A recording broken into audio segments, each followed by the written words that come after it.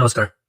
এটা সময় আছিল মানুহে চেলাৰী অহাৰ পাছত বেংক পাছবুক আপডেট কৰিছিল আৰু আজিৰ জেনেৰেশ্যন চেলাৰী আহে 5 মিনিটৰ পাছত নেটফ্লিক্সত 799, স্পটিফাইত 249, এমাজনত 1299, UPIত 3500 এনেকৈ স্পেণ্ড কৰি গোটেই পইচা শেষ হৈ যায়। মাহৰ আৰম্ভণিতে I am rich Salary credited. We are rich boys. Look at this wealth. Rich মাহৰ শেষত কি হয়, ভাই মোক 200 টকা এটা ধাৰলৈ দিয়া না। এইটো পৰ্যায় আজি প্ৰজন্ম হৈছে, কিন্তু প্ৰশ্নটো হ'ল যে আজি নতুন জেনেৰেশ্যনৰ ইৰেছপনচিবল নেকি, নে চিষ্টেমটোৱে তেওঁলোকক জিৰ' বেলেঞ্চ লাইফলৈ টানি লৈ গৈছে। আজি আমি এই ভিডিঅ'টোত গম পাম, জানিম যে নিউ জেনেৰেশ্যনে বেংক একাউণ্টৰ সদায় কিয় এমটি হৈ থাকে। আগৰ যি জেনেৰেশ্যন আৰু আজিৰ জেনেৰেশ্যনৰ মাজত সম্পূৰ্ণ পাৰ্থক্য আছে।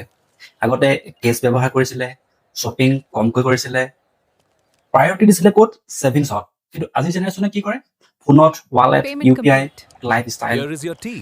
অনলাইন শ্বপিং হবি হৈ গ'ল। আগতে টকা দিবলৈ মানি বেগ খুলিবলগীয়া হৈছিলে, কিন্তু এতিয়া QR স্কেন কৰি তৎক্ষণাত মানি। আৰু ডেঞ্জাৰাছ পাৰ্ট কি জানেনে, মানুহে স্পেণ্ডিং ফিল নকৰা হৈ গৈছে। আগতে যেতিয়া পাৰ্চৰ পৰা পইচাটো উলিয়াইছিলে তেতিয়া স্পেণ্ডিঙত তেতিয়া ফিল হৈছিলে, কিন্তু আজিকালি মোবাইলত জাষ্ট এটা শব্দ হয়, সেইটো শব্দতে পইচা গ'ল। এটা সৰু ষ্টৰী, ৰাহুল নামৰ এজন ছাত্ৰ আছিলে, তেওঁ একাউণ্টত 5,000 টকা আছিলে।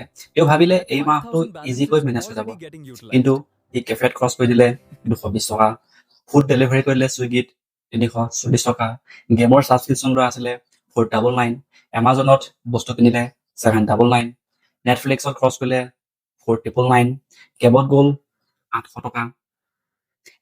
এইদৰে পইচাবোৰ শেষ কৰি গৈ আছে, মানে পইচাটো যে খৰচ হৈ আছে ফিলটো অহা নাই। UPI আমাক শেষ কৰি দিছে নেকি? হয়, UPI ভাৰতৰ এক ৰিভলিউচনাৰী ইনভেনশ্যন আছিলে, কিন্তু চাইকলজিকেলি ই স্পেণ্ডিং ইনক্ৰিজ কৰিছে, মানে আমাক চাইকলজিভাৱে আমাক স্পেণ্ডিংটো আমাক ইনক্ৰিজ কৰিছে, আমাক ফিল নোহোৱা কৰি দিছে।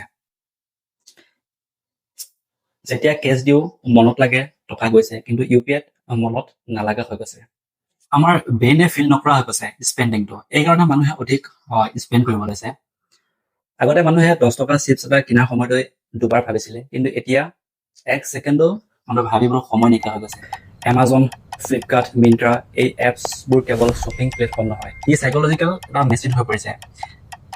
এই ট্ৰিকবোৰে মানুহৰ ব্ৰেইনত আৰ্জেঞ্চি ক্ৰিয়েট কৰে, তাৰপিছত কি প্ৰয়োজন নহ'লেও আমি বস্তুটো অৰ্ডাৰ কৰিবলগীয়া হৈ যায়। এক্সাম্পল, আপুনি এমাজন খুলিছে কেৱল চাৰ্জাৰ কিনিবলৈ, কিন্তু চেক আউট কৰাৰ লগে লগে এয়াৰবাডছ, ৱাটছ, টি চাৰ্ট, ফোন কভাৰ চব চাৰ্টত গ'ল। তাৰপিছত আপুনি কি হ'ল, চাৰ্জাৰটো কভাৰত থাকি গ'ল, তাৰ অনলি বেলেগ কিবা কিবি বস্তু আপুনি কিনি ল'বলৈ গুচি আহিল। ডেলিভাৰী আহিলে এক্সাইটমেণ্ট, কিন্তু বেংক বেলেঞ্চ জিৰ'। বৰ্তমান ছ'চিয়েল মিডিয়াই এক নতুন ডিজিজ আনিছে। ডিজিজটোৰ নাম হ'ল কম্পেৰিজন।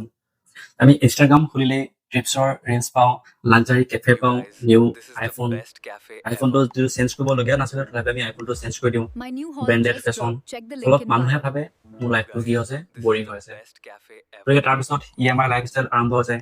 আমি ইনষ্টাগ্ৰামত লোকক দেখাৰ লগে লগে আমি সেইটো অনুকৰণ কৰিবলৈ আমি EMI ট্ৰেপত আমি পৰি যাওঁ। এতিয়া বৰ্তমান কি হৈছে, কিছুমান মানুহে নিজৰ হেপিনেছটোৰ বাবে নহয়, যে আনক ইমপ্ৰেছ কৰিবলৈ স্পেণ্ড কৰা আৰম্ভ কৰি দিছে।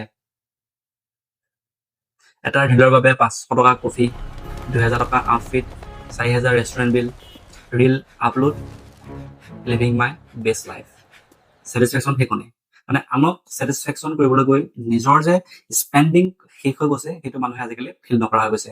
আগতে মানুহে বস্তু কিনাৰ আগতে ছেভিং কৰিছিলে, কিন্তু এতিয়া buy now pay letter.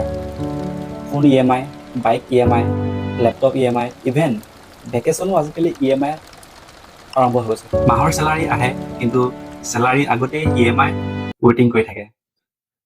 Salary আহিল, EMI কাটি লৈ গুচি গ'ল। স্কুলত বহু ফৰ্মুলা শিকোৱা হয়, কিন্তু টেক্স কি, ইনভেষ্টমেণ্ট কেনেকৈ কৰে, ইমাৰ্জেঞ্চি ফাণ্ড কি, বাজেটিং কেনেকৈ কৰে, এইবোৰ ওপৰত কোনো গুৰুত্ব নাই।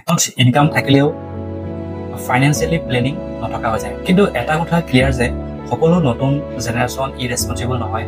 বহু যুৱকে ফেমিলি ছাপোৰ্ট কৰে, ছেল্ফ মেড কেৰিয়াৰ গঢ়ে, ইনভেষ্টমেণ্ট আৰম্ভ কৰিছে। বেংক একাউণ্ট জিৰ' হোৱাটো কেৱল এটা সমস্যা নহয়, ই লাইফষ্টাইল, প্ৰেছাৰ আৰু হেবিটৰ ৰিফ্লেকশ্যন আজি জেনেৰেশ্যনৰ কি হয় ষ্ট্ৰাগল কেতিয়াবা ভিজিবল নহয় তাৰ প্ৰেছাৰ হেণ্ডেল কৰে ফিউচাৰ বিল্ড কৰিবলৈ চেষ্টা কৰে কিন্তু এটা কথা মনত ৰাখিব লাগিব ৰিচ লুক আৰু ৰিচ লাইফ একে নহয় কাৰণ 1,00,000 টকা আৰ্ণ কৰি চব স্পেণ্ড কৰা মানুহতকৈ 20,000 টকা আৰ্ণ কৰি ছেভ কৰা মানুহ ফাইনেন্সিয়েলি ষ্ট্ৰংগাৰ হয় আপুনি কোনটো টাইপৰ ছেভ কৰা EMI কিং নে জিৰ' বেলেঞ্চ লেজেণ্ড কমেণ্টত লিখক ভিডিঅ'টো ভাল পালে লাইক কৰিব শ্বেয়াৰ কৰিব আৰু চেনেলটো ছাবস্ক্ৰাইব কৰি দিব থেংক ইউ